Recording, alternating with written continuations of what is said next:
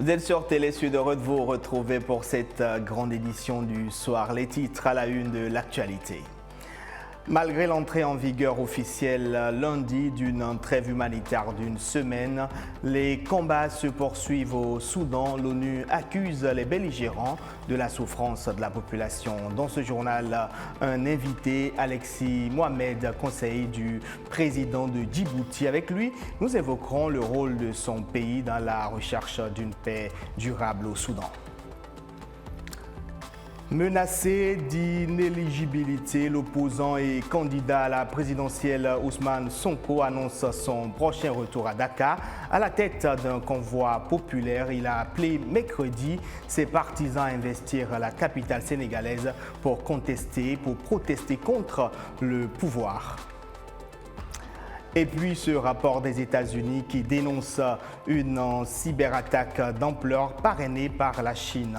Des attaques qui auraient touché des secteurs comme l'industrie, les transports, la marine, le gouvernement et les technologies de l'information. Les précisions dans ce journal. L'Arabie saoudite et les États-Unis ont annoncé un accord de cessez-le-feu dans le conflit soudanais. Mais à peine entrée en vigueur, cette trêve censée permettre d'acheminer l'aide humanitaire vers les populations a déjà volé en éclats. Ce jour, plus d'1 million de personnes ont déjà fui leur pays. Une situation déplorée par Volker Perthes, le représentant spécial du Soudan du secrétaire général des Nations Unies, qui accuse les belligérants d'être à l'origine de la souffrance de la population soudanaise. Mathieu Nicolas. Pas de langue de bois pour le représentant spécial du secrétaire général pour le Soudan. Mardi, Volker Perthes est revenu en long et en large sur le conflit soudanais, un conflit qui dure maintenant depuis plus d'1 mois. Lors d'une interview au siège des Nations Unies, Volker Perthes accuse les deux camps ennemis, d'un côté le général Al-Bourhan et de l'autre le général Hemeti, d'être à l'origine des souffrances de la population. La souffrance du peuple, et elle a en effet augmenté, n'est pas le résultat de l'absence des organisations humanitaires ou de l'inaction des organisations humanitaires. La souffrance du peuple est le résultat d'une guerre, et c'est le résultat de l'anarchie et du fait que les organisations humanitaires n'y ont pas accès. Depuis le début du conflit, les organisations humanitaires s'activent et font leur maximum pour faire entrer l'aide humanitaire au Soudan. Mais sur place, c'est le chaos. Des hôpitaux sont fermés, si ce n'est bombardés ou occupés par des belligérants. Il n'y a pas d'eau ou d'électricité. Et les combats font toujours rage. Résultat, les Soudanais sont dans une situation plus que précaire. Certains arrivent à fuir le pays, mais d'autres restent bloqués. Nous sommes là pour aider et quel que soit le responsable de la crise humanitaire, les Nations Unies aideront toujours. Nous avons donc sonné l'alarme à l'échelle internationale. Nous avons publié un nouveau plan de réponse humanitaire et appelons le monde à aider financièrement, à aider les gens. C'est parfois difficile, mais c'est ce que sont les Nations Unies. Maintenir la confiance avec les deux parties, maintenir la communication, comme vous l'avez dit, avec les deux parties et essayer de proposer des solutions. Volker Perthes se veut optimiste sur l'aide humanitaire, mais il craint tout de même une chose, si le conflit se termine par une victoire et non sur un accord entre les deux belligérants, cela pourrait se faire au prix de la destruction du pays, de la capitale, voire même d'une grande partie du pays. Hawaye Ibrahim, vous n'avez peut-être jamais entendu ce nom. Elle est une victime et rescapée de la guerre au Soudan, actuellement réfugiée au Tchad. Comment a-t-elle échappé au conflit en cours dans son pays et quel est son parcours? Portrait de cette rescapée de guerre avec Soukaina Skalissal. Elle s'appelle Hawaye Ibrahim. Comme de nombreux Soudanais, elle a dû fuir avec sa famille vers le Tchad après la mort de son mari, tué par des miliciens. Ce sont les combats qui m'ont amenée ici. Les miliciens sont entrés chez moi. Ils ont tué mon mari et blessé mon fils. J'ai aussi été torturée, alors j'ai fui et je suis venue au Tchad. Le récit de ce jour d'horreur est terrifiant. Awa Ibrahim Abakar a eu la vie sauve, mais elle garde les traumatismes de cette barbarie des meurtriers de son mari. Ils m'ont frappé avec un bâton et jusqu'à présent mon oreille gauche ne fonctionne pas, donc je ne m'entends pas bien. Pour se sauver, la mère de famille a dû s'organiser. Elle a dû abandonner ses enfants à d'autres et s'enfuir à pied. Cet exil forcé l'a menée ici au Tchad, dont elle a franchi les frontières sans avoir aucune garantie de revoir le reste de sa famille. J'ai fui à 23 heures avec mon enfant blessé. Je l'ai porté sur mon dos, nous n'avions même pas d'âne pour le transport. J'ai dû laisser mes autres enfants derrière, d'autres personnes les ont amenés ici. Hawaï et ses enfants font partie des plus de 90 000 réfugiés soudanais qui ont fui vers le Tchad voisin depuis que les combats font rage au Soudan. Le Darfour occidental a été particulièrement touché par le conflit qui a ravivé les tensions ethniques et intercommunautaires existantes. Ils ont fui non seulement à cause de la guerre à Khartoum, mais aussi à cause de l'intercommunalité. Avant l'arrivée de cette nouvelle vague de réfugiés, le Tchad accueillait déjà 400 000 réfugiés soudanais. Ce nombre devrait continuer de s'accroître alors que les armes ne sont toujours pas tuées au Soudan voisin. La situation au Soudan préoccupe également les pays voisins du Soudan comme Djibouti. Nous en parlons dans cette édition avec Alexis Mohamed, conseiller du président Ismaël Omar Guelleh. Et il est avec nous aujourd'hui. Alexis Mohamed, bonsoir. Bonsoir, merci de votre invitation une fois de plus. Il y a quelques jours, le président Guelleh recevait un émissaire du chef d'État soudanais, Al-Burhan. Est-ce que vous savez pourquoi cette visite ? Écoutez, c'est tout à fait normal de lors que le chef de l'État est au cœur justement de cette médiation entre les deux belligérants que vous connaissez. Enfin, dont vous savez en tout cas la situation qui prévaut au Soudan actuellement. Donc effectivement, le chef de l'État a reçu le mardi 9 mai l'émissaire du président du Conseil de souveraineté des transitions du Soudan, M. Abdel Fattah Al-Burhan, juste pour lui faire état du développement de la situation au Soudan, ce qui est tout à fait normal lorsque tout le monde sait que le président de la République est un acteur majeur dans le cadre des résolutions de ces conflits au Soudan. Est-ce que vous savez ce que les deux hommes se sont dit clairement ? Non, tout à fait. C'est un échange entre lui et l'émissaire. Bien évidemment, je pense que c'est également pour aborder certainement la prochaine organisation du 12 juin qui se prépare, c'est-à-dire le sommet extraordinaire qui se tiendra à Djibouti. Mais dans l'ensemble, c'était pour faire état du développement de la situation au Soudan. Il n'y a aucun secret ni confidence là-dessus. Il y a deux camps en conflit. Omar Guelleh a reçu l'émissaire d'un seul camp. Est-ce qu'on peut conclure ou supposer que le président djiboutien a choisi son camp ? Non, certainement pas. Je pense que vous avez, je pense qu'en fait, vous ignorez jusqu'à aujourd'hui les initiatives que le président de la République a entreprises. Vous savez, si Djibouti a servi d'ailleurs de pont aérien dans les évacuations des ressortissants étrangers vers notre territoire national, il faut ne pas oublier que Djibouti, qui est l'épicentre justement de la stabilité et la paix régionale, a un rôle prépondérant à jouer. Et donc, il n'y a absolument pas un choix des camps, il n'y a que la paix et la stabilité qui prédomine et qui prédominera d'ailleurs pour ce qui concerne en tout cas le rôle que jouera et qui continue à jouer en tout cas le chef de l'État dans cette sous-région.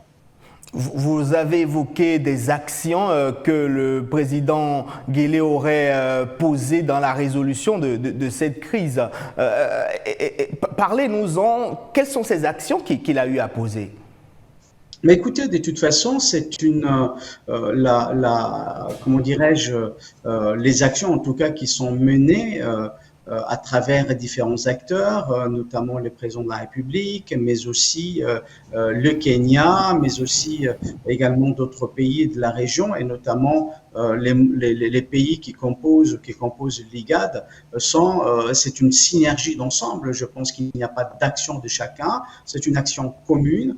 Pour le moment, c'est ce qui doit prévaloir, c'est tout simplement, en tout cas, le cessez-le-feu, de manière à ce que l'on puisse épargner à la fois les civils, protéger ces civils-là et permettre l'acheminement des aides humanitaires dans un premier temps. Ensuite, la chose suivra son cours. Le président de la République, il faut le savoir, n'est pas à sa première médiation, puisqu'il était déjà au cœur de la médiation du conflit qui opposait les deux ex-belligérants dans les années 84-85.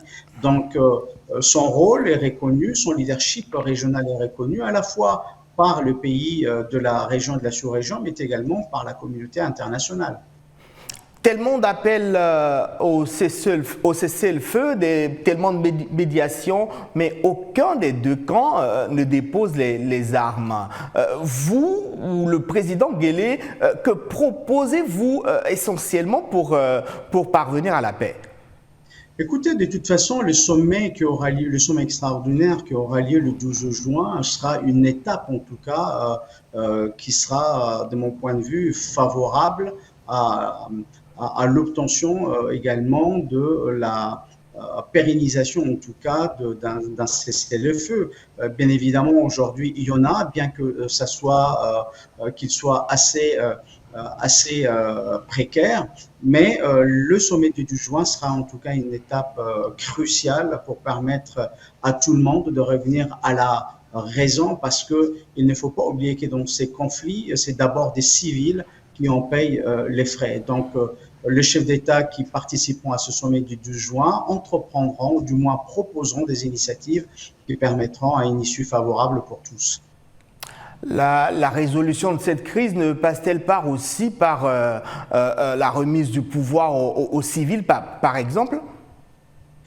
Écoutez, ça c'est une question interne, je pense, sans vouloir faire de l'ingérence. Je crois que, en tout cas, toutes les questions seront posées, tous les paramètres seront posés en tout cas à cette occasion-là. Comme je l'ai dit, les pays qui participeront, du moins qui prendront part à ces sommets, feront en tout cas le nécessaire pour permettre à chacun de revenir à la raison. Après, il est bien évident que personne ne fera de l'ingérence, mais tout le monde appellera en tout cas à la raison.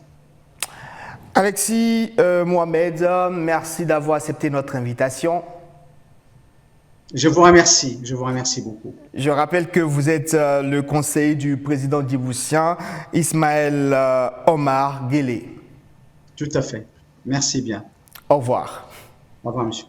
Le verdict de son procès pour viol sera connu probablement dans une semaine, mais l'opposant Ousmane Sonko, qui séjourne à Ziguinchor, ville dont il est le maire, a annoncé mercredi son retour à Dakar dans le but de mener l'ultime combat, selon ses propos. Alors qu'il est menacé d'inéligibilité, le candidat déclaré à la présidentielle de 2024 au Sénégal a appelé hier ses soutiens à converger avec lui vers Dakar pour défier le pouvoir. Mathieu Nicolas. Ça se passera où? Ça se passera à Dakar. Le rendez-vous est donné. Mercredi, l'opposant sénégalais Ousmane Sonko a joué les motivateurs de troupes. Devant des centaines de partisans en exaltation, le leader du PASTEF, menacé d'inéligibilité pour la prochaine présidentielle, a lancé un nouvel acte de défiance à l'encontre du pouvoir. Il invite ses partisans à le rejoindre sous la forme d'un convoi pour retourner à Dakar et participer à ce qu'il appelle la bataille finale face au président Macky Sall. Notre stratégie a permis de déjouer leur plan. Elle nous a permis de gagner du temps et elle nous a permis de remobiliser les troupes à travers le Sénégal. Ce n'est pas en restant ici à Ziguinchor que nous pourrons terminer définitivement le combat. C'était la première prise de parole d'Ousmane Sonko après l'annonce du réquisitoire du procureur. 10 ans de réclusion criminelle pour viol ou à défaut 5 ans pour corruption de la jeunesse. Des accusations qu'il continue de nier. Depuis son domicile de Ziguinchor, là où il s'était retranché quelques jours avant son procès, Ousmane Sonko dénonce toujours un complot pour l'écarter de la présidentielle prévue en février. L'opposant appelle tous les Sénégalais à rejoindre son convoi. Je vous demande de m'accompagner. Lorsque je rentrerai à Dakar, j'ai décidé d'aller par la route. J'en profiterai pour m'arrêter dans toutes les régions en cours de route pour échanger avec toutes les populations. Le bras de fer politico-judiciaire livré par Ousmane Sonko est loin d'être à son terme. Ousmane Sonko devrait prendre la route pour Dakar dès ce jeudi. Un voyage de 500 km qui devrait se terminer le 1er juin, le jour du verdict du procès pour viol présumé qui doit être prononcé.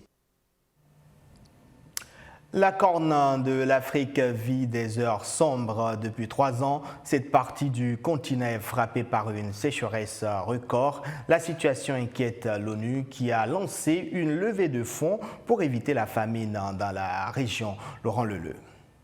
Ce mercredi 24 mai, l'ONU a organisé une levée de fonds au siège des Nations Unies pour la Corne de l'Afrique, confrontée à une sécheresse sans précédent depuis 3 ans. Cette initiative fait suite à une précédente levée de fonds l'année dernière qui, bien que n'ayant pas résolu durablement la crise, avait permis d'éviter de justesse une famine. L'année dernière, grâce au généreux soutien des pays donateurs, nous avons assuré la vie-assistance à 20 millions de personnes et nous avons aidé à éviter une famine. Maintenant, ce soutien doit correspondre à l'échelle du défi. Un défi sans précédent. Rien que pour 2023, l'ONU estime avoir besoin de 7 milliards de dollars pour répondre à l'urgence humanitaire et 850 millions supplémentaires pour les réfugiés. Jusqu'à présent, seulement 1,4 milliard de dollars ont été versés par les pays membres au cours des 6 derniers mois, un montant loin de l'objectif.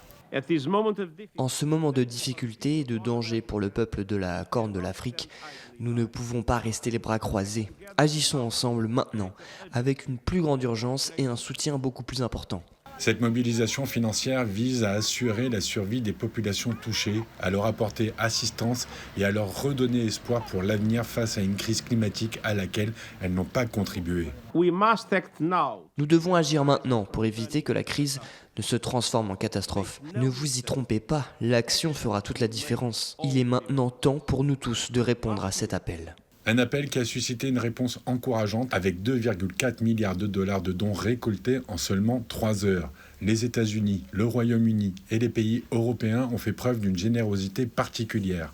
Cependant, il reste encore un long chemin à parcourir pour répondre aux besoins urgents de la population de la Corne de l'Afrique.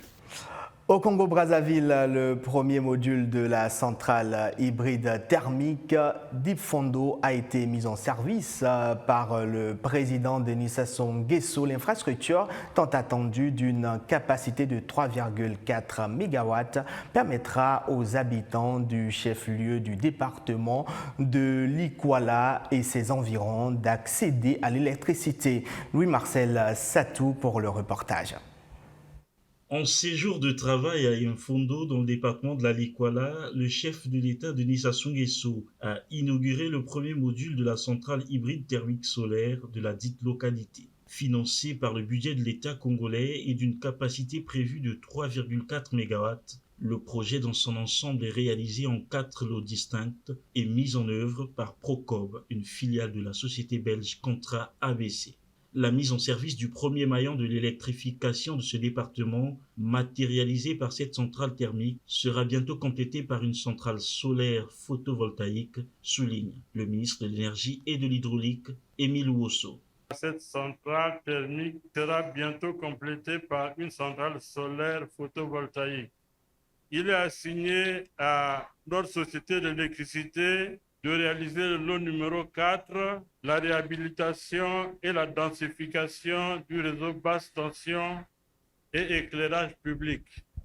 J'introduis cette notion pour dire qu'aujourd'hui le réseau n'est pas en mesure de recevoir toute la capacité de ce bijou. Donc il nous faut du temps pour réhabiliter, on a dit 6 mois, réhabiliter le réseau électrique pour augmenter le temps de décès de la ville d'Imfondo parce que l'objectif est d'arriver à ce que nous avons fait à l'époque avant Imburu à Oyo. À noter que la construction de la centrale thermique fait partie du premier lot du projet d'électrification du projet d'érection de la centrale hybride d'Imfondo, dont la première pierre avait été posée le 2 mars 2021 par le président de la République pour un montant global de 18 494 589 921 francs CFA.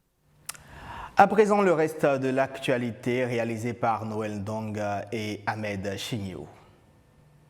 En Mauritanie, Biramda Abed, leader abolitionniste, et des militants de l'opposition ont été arrêtés mercredi sur fond de contestation électorale. Ses avocats demandent sa libération immédiate. L'arrestation de Biram survient au lendemain des élections législatives, régionales et municipales du 13 mai, qualifiées de frauduleuses par l'opposition qui demande la réorganisation du scrutin. La police soupçonne le député de la coalition de l'opposition, Sawad, d'avoir demandé aux Mauritaniens de prendre les armes si le scrutin n'était pas annulé. Pour son avocat, Maître Tchèque Indi, cette arrestation est illégale au vu de l'immunité parlementaire de Biram. Le porte-parole par intérim du gouvernement a déclaré que nul n'est au-dessus des lois, que le gouvernement mauritanien était garant de la paix et de la sécurité. Le juge belge anticorruption chargé du dossier dit du Qatar Gate a levé jeudi la surveillance sous bracelet électronique qui était imposée à l'eurodéputé grec Eva Kaili à Bruxelles. Arrêtée en décembre à Bruxelles lors d'une vague de perquisitions, Eva Kaili avait été libérée de prison à la mi-avril, mais assignée à résidence sous bracelet électronique. Eric Van Duys, porte-parole du parquet fédéral, a précisé que cette mesure n'était plus nécessaire pour la suite de l'enquête. L'eurodéputé grec est désormais libre sous contrôle judiciaire. Au moins 6 suspects avaient été inculpés dans cette affaire de corruption présumée au sein du Parlement européen au profit du Qatar et du Maroc pour participation à une organisation criminelle et de blanchiment d'argent. Un des 4 derniers fugitifs recherchés pour leur rôle des Tutsis au Rwanda en 1994 a été arrêté mercredi en Afrique du Sud et sera jugé, ont annoncé jeudi les procureurs de l'ONU enquêtant sur le dossier. Fulgence Kaishema est notamment accusé d'avoir assassiné avec d'autres individus plus de 2000 hommes, femmes, personnes âgées et enfants réfugiés dans l'église de Nyangé en 1994. Recherché, il est en fuite depuis 2001. Ancien inspecteur de police, Fulgence Kaishema a été inculpé de génocide, de complicité de génocide, de complot en vue de commettre le génocide et de crimes contre l'humanité. Les États-Unis ont dénoncé ce lundi une cyberattaque d'ampleur selon un rapport commun avec d'autres pays alliés comme le Canada, l'Angleterre et la Nouvelle-Zélande. Cette attaque aurait été parrainée par la Chine, une accusation rejetée par Pékin qui se dit victime d'une désinformation. Laurent Leleu pour plus de précisions. Les États-Unis dénoncent une cyberattaque d'ampleur parrainée par la Chine, une attaque informatique connue sous le nom de Volt Typhon. Indétectable selon les agences de sécurité occidentales. Les secteurs touchés seraient les communications, l'industrie, les transports, la marine, le gouvernement et les technologies de l'information, avec une attention particulière portée aux infrastructures critiques. Une campagne de désinformation selon la Chine. Les fausses allégations faites par les agences de renseignement sur les activités de piratage de la Chine constituent une campagne de désinformation collective de l'Alliance Five Eyes lancée par les États-Unis. Comme chacun le sait, l'Alliance Five Eyes est la plus grande organisation de renseignement du monde et la NSA, la plus grande organisation de piratage informatique du monde. Cette cyberattaque utilise une stratégie appelée « Living off the Land » qui exploite les outils et les fonctionnalités déjà présents dans les systèmes ciblés pour éviter d'être détectés. Dans une déclaration distincte, Microsoft a déclaré que Volt Typhon était actif depuis mi-2021 et visait entre autres les infrastructures critiques sur l'île de Guam qui abrite une importante base militaire américaine dans l'océan Pacifique. Des accusations rejetées par Pékin qui préfère en retour accuser les États-Unis de cyberespionnage à son encontre. Rien ne peut changer le fait que les États-Unis sont un empire de hackers. Je me souviens qu'en septembre de l'année dernière, l'institution chinoise compétente a publié un rapport détaillant les cyberattaques de l'Agence américaine de sécurité nationale contre l'Université polytechnique du Nord-Ouest en Chine. Les États-Unis devraient immédiatement s'attaquer aux activités de cyberattaques sérieuses, plutôt que les détourner pour diffuser de la désinformation. Les tensions entre la Chine et les États-Unis augmentent depuis que des allégations de cyberespionnage et de violation de cybersécurité continuent de faire surface. Les experts avertissent que de telles attaques pourraient se produire dans le monde entier, soulignant l'importance de renforcer la protection des infrastructures numériques critiques. Samedi prochain au Palais du Luxembourg, l'association des élus francophones co-organise une dictée géante.